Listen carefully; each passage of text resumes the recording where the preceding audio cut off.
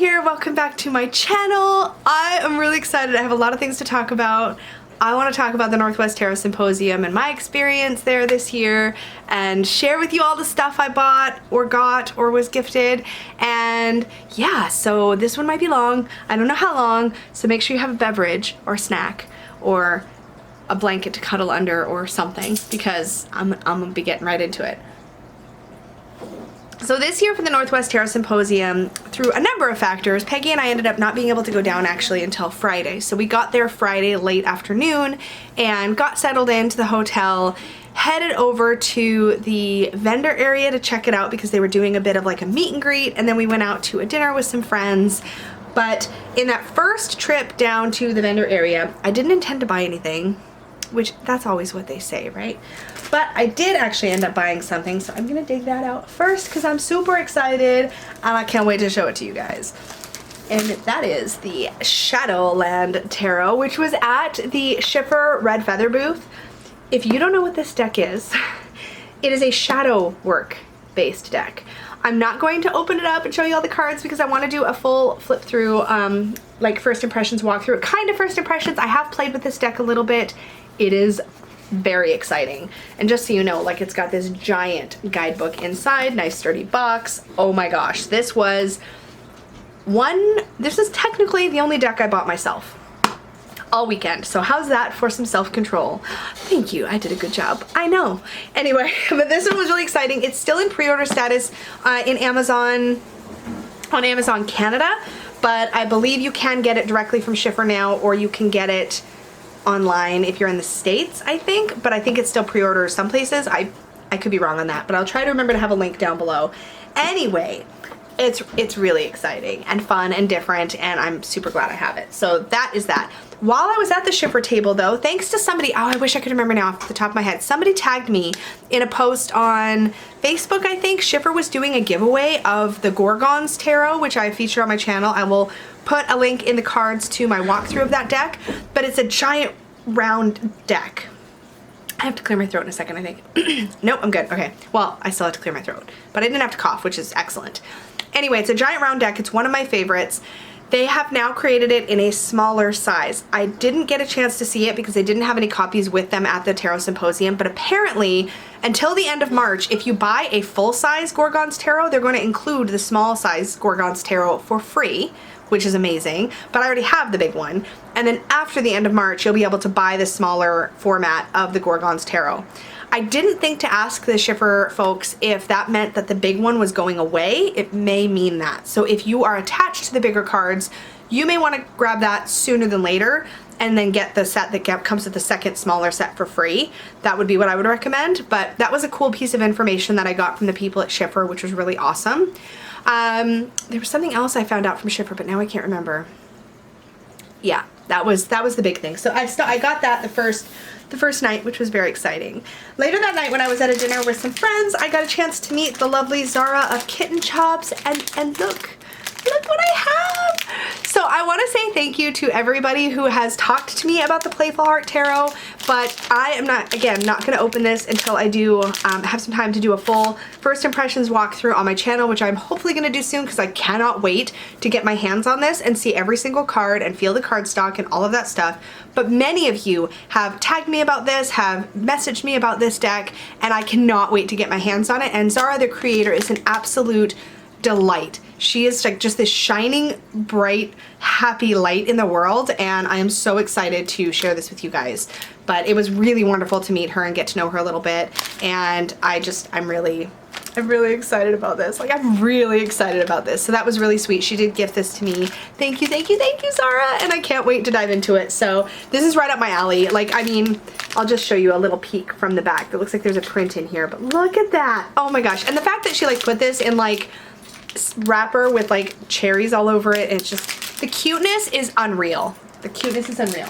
Very excited about that. Oh, what else is in my basket? Oh, and then upon check-in at the conference, when I got my presenter packet, I was given this really nice, gorgeous journal. This is by Llewellyn, and it is Alana Fairchild artwork. Yeah, Alana Fairchild, the Wild Divine, Ancient Goddess of Tibet journal.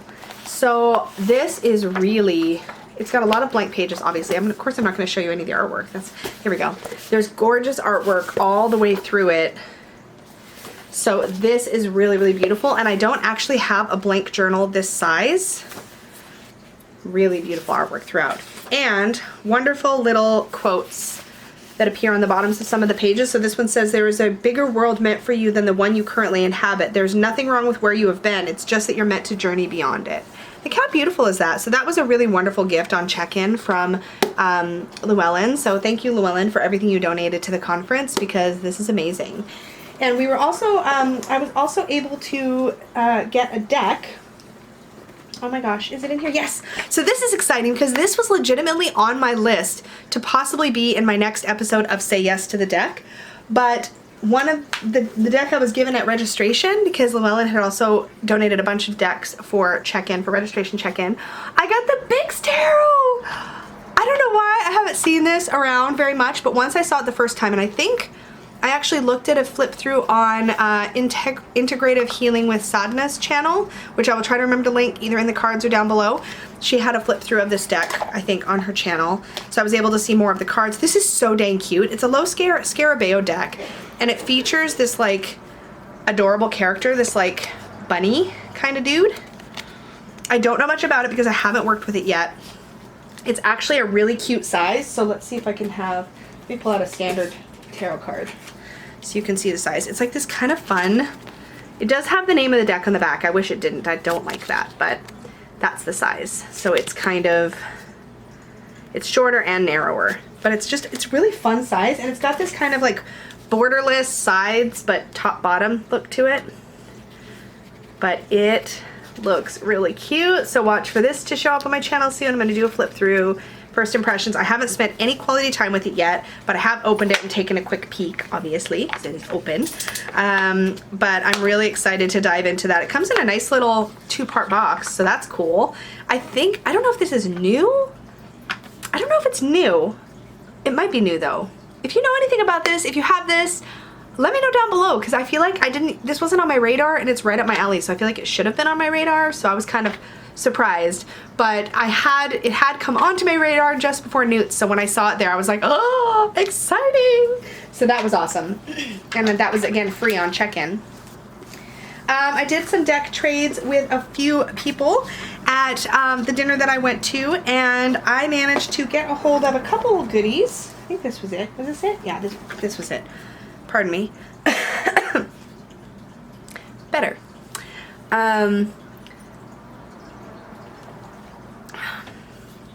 So I was able to get a hold of a copy of the Practical Magic Inner Witch Oracle. If it's not already, this is coming to Kickstarter for a second edition, but I had seen this around on Instagram or whatever, and I didn't really know what it was, to be completely honest, and I can't remember where I first found out what it was, but I didn't know that this was basically inspired by, I don't know if it's official, I don't think it's official, but it's inspired by the movie Practical Magic. And once I knew that and I started looking at the cards, I was like, oh my gosh. If you know and love the movie Practical Magic, then this is going to be right up your alley, because again, because I know the story and the movie so well, each of these cards has that like extra depth of meaning, and I just think it's really fun. So I'm super excited to have this in my collection now. So yes, I am thrilled. Love this. Love, love, love, love, love. I know I'm going really fast, I'm sorry. I don't know if I'll do a full walkthrough. It is edged in black. I don't know if the person who had this before edged it or if it came that way. It looks like it may have come that way, but it doesn't have a ton of cards. I don't know if it says on here, but it does have a couple spreads. You get some cards that have spreads on them that come with the deck. So that's really cool. And it says Embrace Your Magic. This is by Grounded by the Moon. So Grounded by the Moon is on Instagram. I know that for a fact. And again, I believe their deck is coming back onto Kickstarter very soon. So if this is up your alley, keep your eyes peeled for this to come onto Kickstarter. Again, I think it's supposed to be happening very, very soon. So keep your eyes peeled. And then I also got in a trade the Fallar Tarot. And again, this is one of those decks that I'm like, why wasn't this on my radar? This has a very deep feel to it. I'm going to show you a few of the cards. So I haven't spent any time really getting to know it yet, but I have looked at all the images and they're kind of blowing me away. It has a very Mary L kind of depth and feel to it from what I've seen so far. This is the, this is the backings. I don't know a lot about this deck, so I've got to do more reading and get to know it. But the artwork is really potent, really beautiful. Here's the King of Wings, which I'm assuming is the King of Swords. Look at that face. Trails, I'm pretty sure are the Knights. Trail of Wings. Trail of Sparks, I believe that's the Knight of Wands. Most of the art is very similar, but then some has this kind of sketchy look. Like this is the Five of Spirals. I believe spirals are pentacles. I'm pretty sure. This is just, there's something about this. Here's another one, Two of Wings. This has got that sketchy look, and this is Alchemy of Opposites. So this would be like the Two of Swords. There's just something about this that's really grabbing me. I wanted to show, oh, I love this. So this is the Eight of Swords, Eight of Wings, and it says negotiate your rebirth. How freaking powerful is that? So I don't know if this is going to align with Rider-Waite-Smith. Why can't I find any cups? Oh yeah, the cups are coral. So let me find the 9, because that's one that I always look for. The whale comes on shore to look into your eye. Dreams will love you to completion. Dreams and emotion in motion. That's another sketchy one. Really, really interesting. I don't know what it is about this. Look at this. I'm pretty sure this is the Page of Cups. I don't even have words. So I'm really excited to dive into it. As soon as I saw this, I was like, I need to get to know this at the very least. And maybe this will be one of those decks that I get to know and we don't end up getting along and then I end up passing it on. But there's something about this that just grabbed hold of me. I think this is independent. ArnellArt.com is the website here, and then this is the artist name, CarmenSorrenti.com. It says copyright 2018. I don't know if this is out of print or still in print. I assume it's still in print because I definitely traded a mass market deck for it, so I hope it was a fair trade. So I don't know, but if you know anything about this deck, hit me up down below. Let me know your thoughts on it, or if you know of any great resources to learn more. I would love, love, love to dive into that some more. Things I snagged from the trade table. I think there's just two. So there is a table at the Northwest Tarot Symposium. I think they call it the potlatch table. And the idea is that you drop something off that you want to trade, and then you can pick something up that you want to trade. And so it's very like honor system, and different stuff shows up at different times of the weekend. I didn't spend a lot of time at the trade table, but I did manage to make a couple fun trades. And one of those was I got a copy of, and I have a copy of this deck already, but I was really interested to see what the differences were between the editions. I may end up rehoming one of them, but I did get a copy of the Sluttist Tarot, and this looks like an older edition than the one that I have. So this is probably, I think the one I have is like the 3rd edition. So I think this is either the 1st or the 2nd. It looks like a 1st edition to me at first glance, but I don't know enough about this deck. It's very much a not safe for work deck. Keep that in mind, please. But this one came with the little white book, and I was like, okay, that's good, because I have the PDF version of the little white book. I didn't realize though that the little white book has the tiniest text of all time. So I'm not sure I can actually use this, so I'm probably still going to be using my digital copy of the little white book, which might be why they switched. This is what the backs look like, very similar to the edition that I have. In fact, I think my edition is nearby. Hold on. I can actually show you at least the difference between the backings. So the backings on the edition I have seem a little more vibrant. So this is, I have both editions obviously. This is the one I bought recently, and this is the one I just got from trade. So very similar, a little bit different in the colors. And there's a difference in the borders as well. So be careful, because these are very, very, very not safe for work, and they're also 18 plus, please. So look away if you are a minor. Thank you. So as an example, you can see the borders. These have a thin black border around them, and these are solid color with this sort of white inner border. I know these aren't the same card, but it gives you an idea of the stylistic differences between the two editions. I don't know if there's any other differences between the two. The backs are a little bit different. They look like they were taken from the same piece of artwork, just different chunks of the same piece of artwork, kind of. yeah, and maybe some different color choices and things like that. But otherwise, they're very, very similar. I do love my, my current one. So what I'll probably do is do a bit of a comparison, and then I will probably offer this one up in some kind of a giveaway or something so that somebody else can get some love and use out of it. But I traded some good stuff on the table as well myself this weekend, so I'm excited to play with this and just see if it's different, see how it's different, that kind of stuff. So this Lettuce Tarot, this is a wonderfully empowering deck. It's got a lot more depth than it looks like, so that's what I'll say about that. The other thing I managed to pick up from the trade table is the Divina Tarot deck. Let me know down below if you have any experience working with this one. I do not, so I'm not really sure the perspective, but I loved the size, and it's kind of got, oh, I've got another card here. Let's show you the size again. So again, it's smaller than a standard, this is a standard tarot size. Oh, my nose is very itchy, okay. I kind of love the sketchy feel. I'm guessing this is definitely one that I love the look of. I will do a flip through on the channel. I just don't know when these videos are all going to get made, but I will get to them eventually. It's got a very sketchy, fun feel to it, but again, I haven't spent a whole lot of time with it yet. I want to get to know it a little bit. It really appeals to me. It's like instead of a harsh black and white, it's like a gray, like a charcoal gray or medium gray even color. So it'll be really interesting to play with it and see if we get on together. But again, if we don't, then I will figure out how to rehome it, find it a new loving home. But I'm excited to get to know it a little bit. And it does come with what looks like a pretty chunky little book.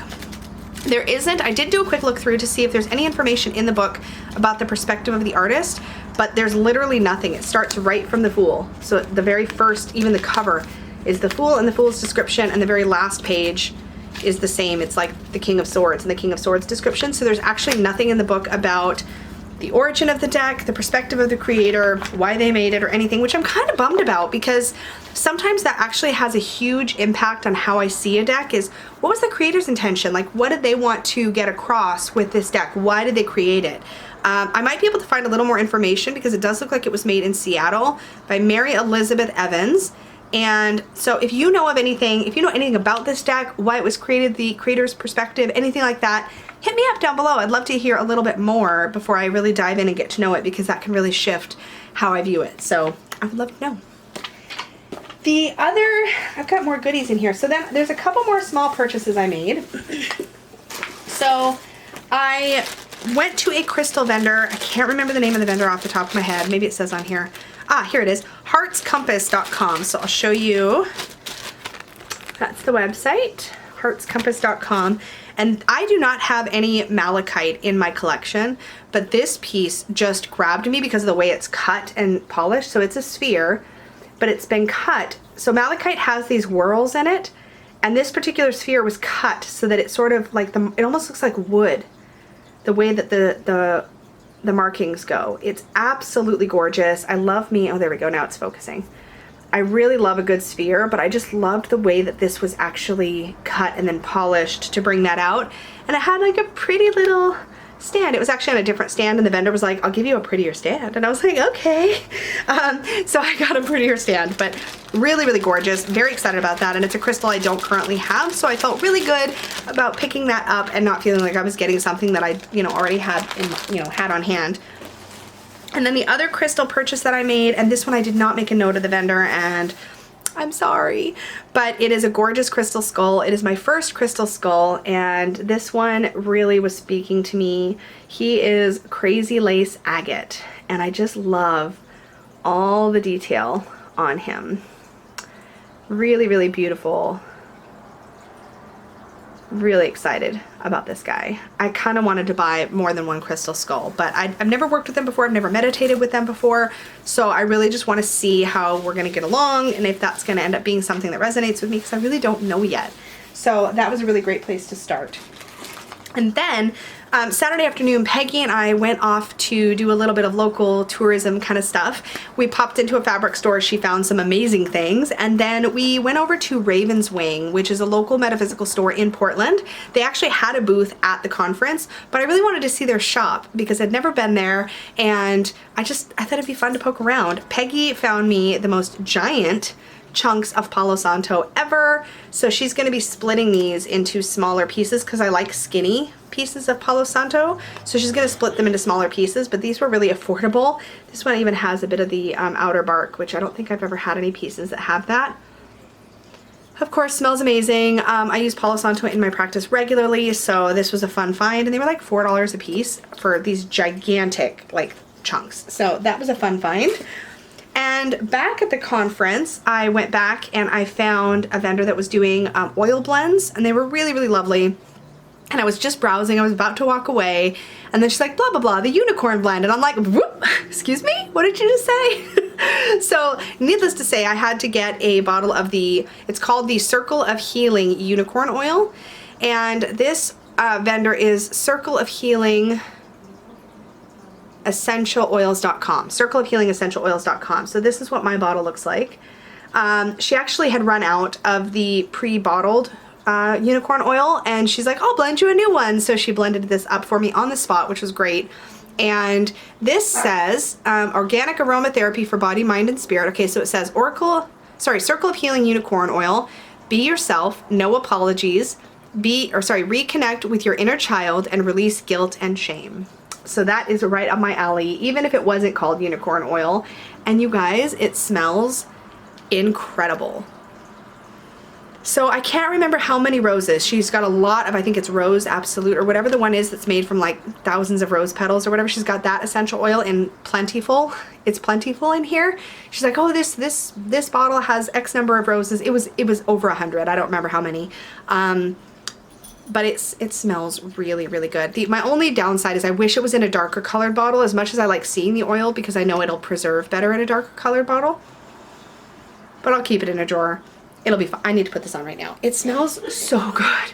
Like, this is like, there's something about it. It doesn't smell just like roses. Like, there's definitely other things in here. No idea what they are. They smell super dang good. And she's like, yep, heart, you know, throat, third eye, wherever you need it. But it smells so good. So that was really exciting. No regrets about this whatsoever. No regrets about any of my purchases. I was very thoughtful this year.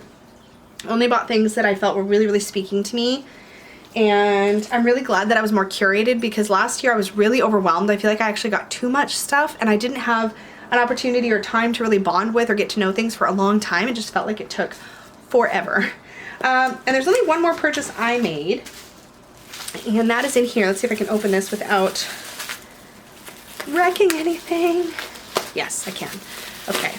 So this is from Jamie Sawyer's booth. When she first put a picture of this on Instagram, I fell in love right away, because my favorite card in the tarot, my favorite card in tarot, just generally, is the Nine of Cups. And she had made this absolutely gorgeous, oh, you can see my window. Oh, how do I show this on camera?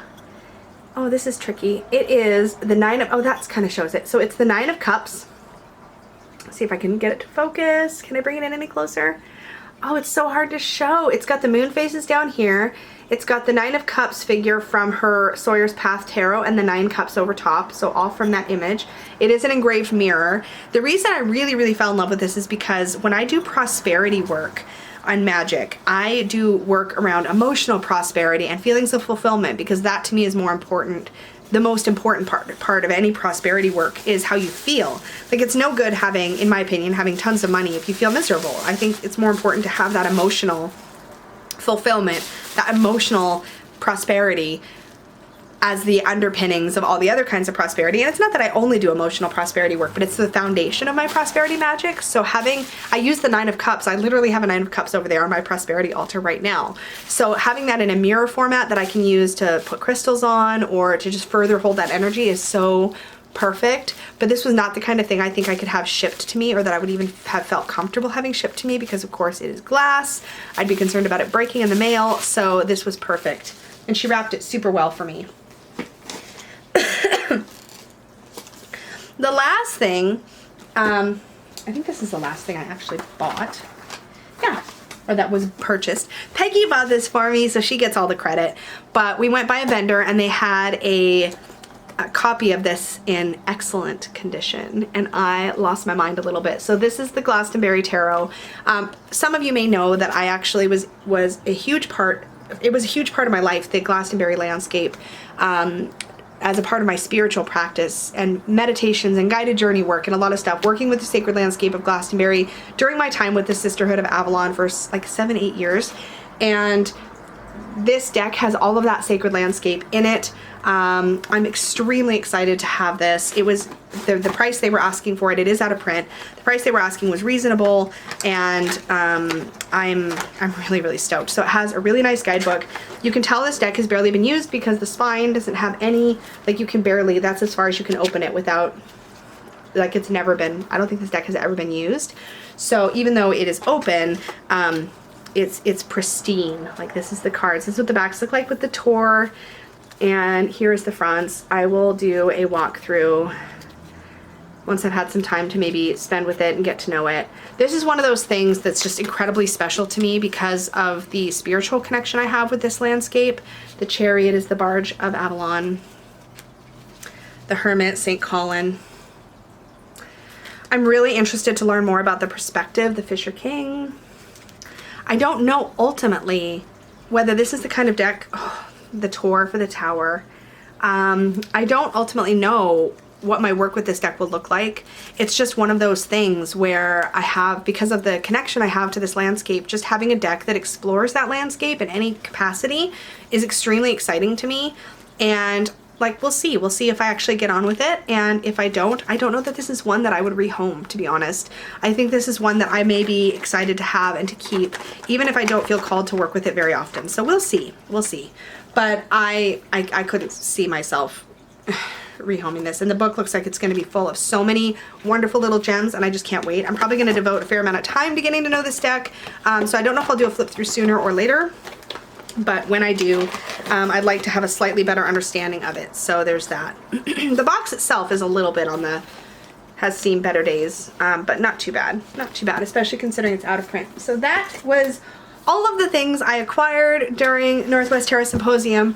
But I want to talk a little bit about my experience actually being there, and it was really fun this year. For starters, one of the things that I did was I decided to be a lot more selective about which classes I went to and sort of space my time out so that I could absorb the information that I took in. Last year, it felt pretty intense. I went to every single class. There was a ton of information and all the content was fantastic, but then I had this like information overload that really hit, and I don't know that I got as much out of that content as I would have or could have if I'd have had a little bit less to take in and a little more integration time. So this year I went down with the full intent that I was not going to stress about how many or how few classes I went to, and instead I was just going to go to the stuff that I felt really called to. And Peggy was amazing. She came along to everything. She got really engaged in everything. She seemed to really enjoy herself, and we had a great time. I went to probably my favorite workshop that I went to of the weekend was T. Susan Chang's workshop. She did a wonderful class telling the stories that attach themselves to the minors, all based on their correspondences. She's a fantastic speaker, and she gives you so much wonderful information. She's entertaining and engaging to listen to. If you get a chance to go to anything that she is at, definitely check it out. T. Susan Chang, if you don't know, is the author of Tarot Correspondences, which is a huge resource with a ton of correspondence information for the tarot. And then she also co-hosts the Fortune's Wheelhouse podcast, which I've recommended again and again and again because it is so full of information. Her co-host is Mel Moline, who is the creator of the Tabula Mundi deck. And I'm going to be talking about that podcast a lot more in the future when I dive into more of my Thoth studies, because that's something that I want to accompany that journey. Is listening to those episodes. The first 78 are very in-depth, geeking out on every single card, and I cannot wait. And it's not just Thoth. They literally talk about Thoth and Rider-Waite-Smith. So whichever system you work with, there's tons of good information in those episodes. Check it out. It is free. It's amazing. And I can't wait to really dive in depth. But her workshop was definitely, I think it was definitely my favorite. My workshop was so fun. I had a great time. Everybody was really engaged with the content. I loved getting up there and just talking about tarot and self-worth. I am considering just taking the presentation and doing it here on YouTube as a live. I would schedule that in advance and let you guys know for sure, but I've already got the content. It's really fun for me to talk about, and if you are interested in that, definitely let me know down below so that I have an idea of how much interest there is. But you know me, I'm probably gonna do what I want anyway, but I always like to hear, and I do like to hear when people aren't interested in something. It's totally fine. I had at least one person, I think, when I asked about a similar question before, who did comment and let me know they weren't all that interested. I wasn't at all offended, but I noticed that they'd removed their comment. So just so you know, I'm never gonna be upset. If you're like, yeah, that's fine, but it's not really my thing, I wouldn't ask if I didn't want your opinion, right? So I am interested. I will always ultimately do what feels right for me. That's just how I run the channel, but I always am interested to hear what you guys are genuinely looking forward to or interested in versus not. The worst case scenario is I may decide to wait a little longer to do something or not put it at the top of my priority list if there's not a lot of people interested, but I'll still do what I want. So don't worry, nobody's gonna talk me out of anything or into anything. I like hearing from you guys about that kind of stuff. The last thing I wanted to talk about, I don't know what else to talk about my presentation. It was so fun. Oh, two things actually. A couple of viewers of the channel and people I've talked to online came to the class, which was really amazing. And one of them brought me and Peggy a little present. And it's this adorable scarf. I about lost my mind when we opened this because this is a Walker shortbread tin full of little Walker shortbreads. If you don't know what Walkers, I'm saying that funny, shortbread is, it's an all butter Scottish shortbread. It's one of my favorite things. We can get it in Canada, but we usually can only find it around Christmas time with any regularity. You can sometimes get it off season as well. It's just a little harder to find, not always in stock, that kind of thing. But I'm not sure if I've ever seen this version of it. It's just a delicious all butter shortbread, but this was exciting because it's a dog tin. Look at this adorable pup. And then what makes it even better, I'm gonna see if I can do this without spilling. Let's see. Is that, okay, maybe I'll just take one out and show you. The little shortbreads inside are shaped like little doggos. Like, are you kidding? How cute is that?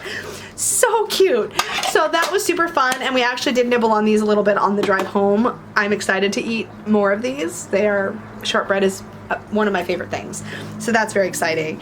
And then somebody else, right before my talk was supposed to start, brought me this adorable unicorn, and I was like, oh my god, it's a stuffy unicorn. It's already a win. But not only is it a unicorn, oh no, and a stuffy, oh no, there's more, because this is a squeezable, so it's a squishy unicorn. Are you kidding? I love squishies, in case you don't know, but I think you probably do. I love squishies, and I could just squish his little face. The best thing ever. I put him on the podium, and so he was just there being like a little cheerleader while I did my talk. I haven't even taken the tag off because he's just so dang cute. But he's a squeezable. So if you know what a squeezable is, this is squeezable. So that was pretty great too. So that was a really fun thing, and both of these were given to me right before the conference, or before my talk started. And it was such a little boost, and it made me smile so big. And yeah, so thank you so much. I got a chance to meet some really, really wonderful people that I've connected with online before. I got a chance to meet Dawn Michelle. Like I said, I met Zara of Kitten Chops. I met Jamie Elford. I got a chance to meet Avery Fawcett and Catherine of Hypatia Tarot, and so many people that it was so fun. I got to meet Linnea Weatherstone, Rachel Pollack. Just being in that environment and being surrounded by people that are enthusiastic about tarot, or just in this world, it was so fantastic. I got to meet several people who came up to me who watched the channel. It just felt like I was constantly being stopped and people were introducing themselves. And by the way, thank you so much for coming up to me, because I can be a shy little monkey. Like, I'm very gregarious on this channel, and when you put me on a stage like with a microphone, but like in real life I can be super shy. So I really appreciate the people that came up to me and introduced themselves and said hello. Lisa at Mindful Tarot, Kim at Abundant Life Tarot, I got to see again this year. Just so many different people that I've either seen on YouTube, interacted with on YouTube, or elsewhere, or who watch the channel. It was really great to get to put faces to names in some cases, or to meet people in person that I'd seen online, and it completely makes the entire trip super worthwhile to have those experiences. Those are definitely the highlights for sure. And if I didn't name you like specifically, just know that like I am excited about everybody that I met, but I'm also terrible with names. So there's some names that I'm like, I don't want to get it wrong. But I really, really enjoyed meeting everybody, and I had such an amazing time. And I really liked that it was low pressure this year. It was not so rushed. I felt like I got to take things in and really just soak up every moment. I didn't take any pictures. I didn't even ask Peggy to take a picture. Some people took pictures like with Peggy and I or with me or whatever, and I just didn't think about it. I was very much about being present and being in the moment. The only picture I took, I put on Instagram, and it was a picture of me finding the Glastonbury Tarot. I was like, I had a picture of this, and I was like, I'm so excited to find this, that we found this. But that was it. That was like literally I think that was the only picture I took the entire weekend, and it was fantastic to just be in the moment, no pressure, not feel like there was something I needed to accomplish, but just to soak it all up. And I really enjoyed that. The last thing I think I'm going to share with you guys, because I have a bed full of things that are piled up next to me. Peggy made me my 2-pocket tarot, I don't know what she's calling these, dual pocket wrap bag or whatever. This was so perfect for the conference. So this one she made me is a little bit extra tall, like this way, which it probably didn't need to be. But when you open it up, you get this like space where you can have a little reading cloth. Normally you have a little more space, like it's normally a little bit longer. But she made mine because I wanted to be able to fit certain things. But inside I was able to put my journal, which I have my notes in from the conferences, any handouts that I got, and that was awesome. I had a couple pens in here. And I had the tarot and the Lenormand deck I worked with while I was at the conference, which is my Rider-Waite-Smith Centennial in a Tin, and Ethony's The Prince Lenormand Oracle. Those are the 2 decks I worked with. But this is so great. Like there's 2 pockets. So I put the book in one, so my journal was there, and then I put the 2 decks side by side in that part of the pocket. And then the whole thing wraps around, and then you have this like elastic loop to wrap around. So I know she wants to make more of these for the shop, so there should be some showing up at some point. But this was the best thing, and this is going to be my generic whenever I'm working with decks for the week. The stuff I'm working with is going to be living in here because that way I can keep everything together. So I really enjoy it. It's a lot of fun, and it made things really convenient. And because everything was all wrapped up, I didn't have to worry I was going to lose a pen or lose my journal or not have my journal and my pen and my decks and stuff all together. So yeah, it's really convenient. I'm just putting the decks that I'm working with this week into it right now. But yeah, it's just really fun. And she had one for herself too. So she had her little journal and her tarot and her Lenormand deck that she was working with for the weekend too. But yeah, I really like this. And I like that you can fit a variety of stuff in it. So I wanted to talk about that and shout it out too, because she makes beautiful things and I love them. And I want her to keep making me beautiful things. So yeah, that, you guys, is my recap, wrap up, haul, everything of the Northwest Tarot Symposium. I would love to hear anything you guys know about any of the decks that I picked up, because I definitely am interested in diving into those. If there's a certain walkthrough you want to see sooner than others, let me know, because I'm going to hopefully be doing that at least I'm definitely going to be doing the Playful Heart and the Shadowland Tarot and the Bix Tarot, but it might be helpful to know what you're most excited to see so that I can decide what order to do things in. But yeah, let me know your thoughts down below. Remember, you can always book a reading with me over at supportivetarot.com, and don't forget to like, share, and subscribe, and I will see you guys in the next video. Bye!